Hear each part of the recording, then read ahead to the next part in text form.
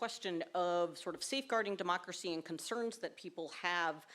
There was a poll that came out last week that was done by NPR, PBS, and Marist, and it found that 60% of Americans were concerned or very concerned about the possibility of voter fraud. And so I wanted to put this question to Sara Tindall Ghazal, as a member of the state election board, who's tasked with, right, quote, ensuring fair, legal, and orderly elections in the state of Georgia. So what would you say to those who are concerned that there are possible threats, that the system is vulnerable? And also, where does sort of issues like election misinformation fit into all of this and those concerns? Thank you, because it's so important that people understand the landscape and the truth, and really can sort through the difference between truth and disinformation. First of all, voter fraud is vanishingly rare. That's not to say that it doesn't happen.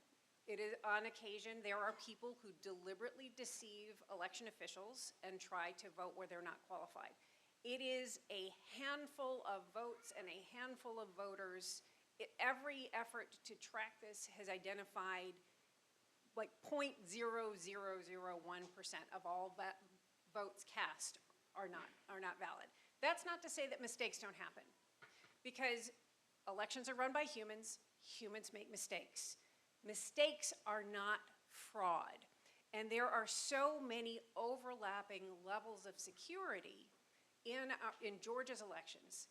And in fact, the new check-in system is yet another layer of security, because what that means is every election office is going to have accurate, up-to-date information on who has already cast a ballot on a daily basis, on an hourly basis, because this information is periodically updated throughout every single day.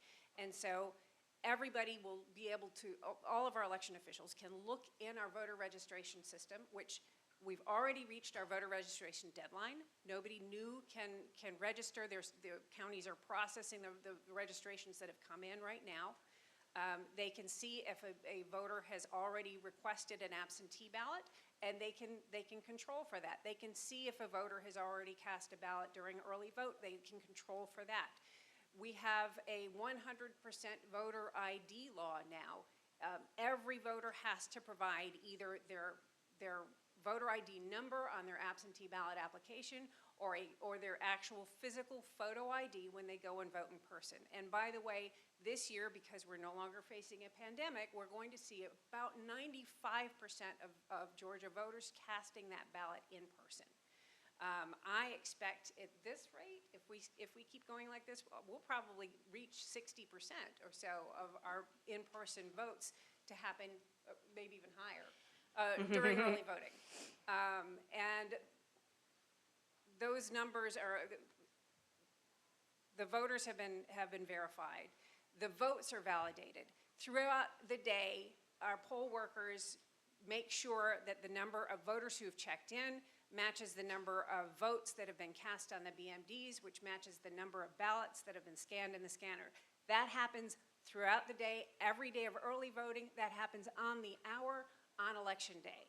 It is impossible for wide-scale fraud to happen and it not to be caught and it not to be called out, identified, investigated. So absolutely, if voters are worried about this, then they should get involved. They should observe the elections, and they can look at all of these safeguards that are built into the system to make sure that only valid voters, only registered voters can cast that ballot, and every ballot will be counted and it will be reported accurately. Great, thank you so much. Matt Mashburn, I was going to